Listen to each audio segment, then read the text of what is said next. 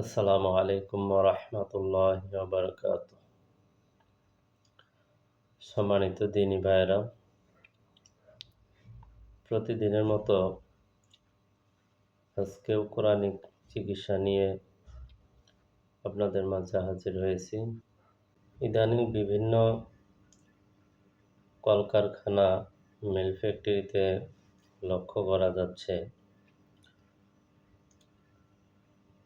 বিভিন্ন মানুষ জিনে আক্রান্ত হচ্ছে, এরকম কথা শোনা যাচ্ছে। তো আজকের ভিডিওটি হলো কিভাবে দুষ্ট জিনকে রোগীর শরীরে পাকড়াও করতে হবে, আটক করতে হবে। তো এই বিষয়ে কোরআনিক চিকিৎসা নিয়ে আজকের ভিডিও।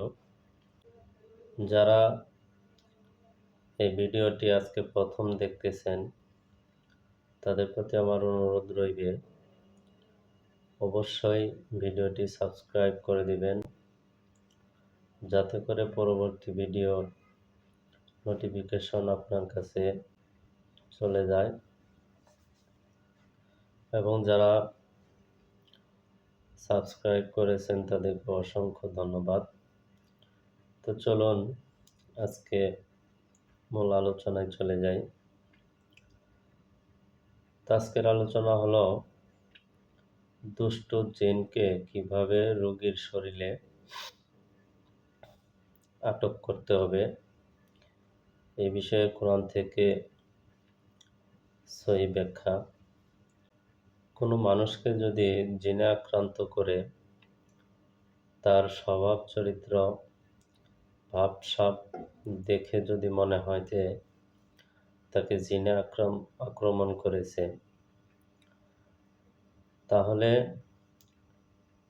সেই রোগীর শরীরে জিনকে আটকাতে হলে সর্বপ্রথম আগে নিজের শরীরকে কন্ট্রোল করতে হবে। নিজের শরীরে বন্ধ করে নিতে হবে আয়াতুল কুরসি পড়ে। তারপর রোগীর কাছে গিয়ে সূরা বাকারার 255 নম্বর আয়াত পড়ে ফু দিতে হবে এবং মনে মনে এরকম ইচ্ছা থাকতে হবে যে আল্লাহ তাআলার কোরআনের আয়াতের, আল্লাহ তাআলার পবিত্র কোরআনের আয়াতের বরকতে আমি এই দুষ্ট জিনকে রোগীর শরীরে আবদ্ধ করছি, এরকম ইচ্ছা থাকতে হবে, এরকম ইরাদা থাকতে হবে। এরপর সূরা আর রহমান এর 35 নম্বর আয়াত পরে ইরসালু আলাইকুমা শুআদুম মিন নারি ওয়া নুহাসুন ফালা তানতাসিরান, এই আয়াতটি পরে রোগীর শরীরে ফু দিবে।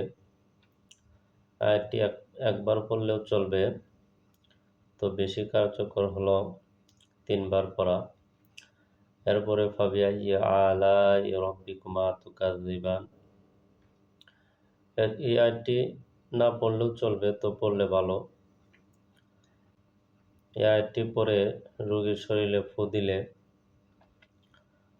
তো আল্লাহ তাআলার কোরআনের আয়াতের বরকতে দুষ্ট জিন রোগীর শরীরে আটকে যাবে এবং এরপরে তাকে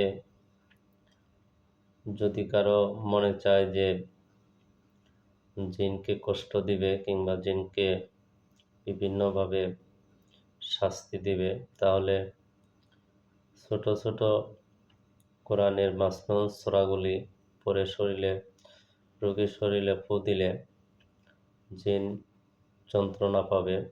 সবশেষে গুরুত্বপূর্ণ একটি বিষয় হলো যে কেউই এই আমলটি করতে যাবেন না, তাহলে নিজেরও ক্ষতি হতে পারে। এটা শুধু তারাই করতে পারে যারা আমলদার, নামাজি,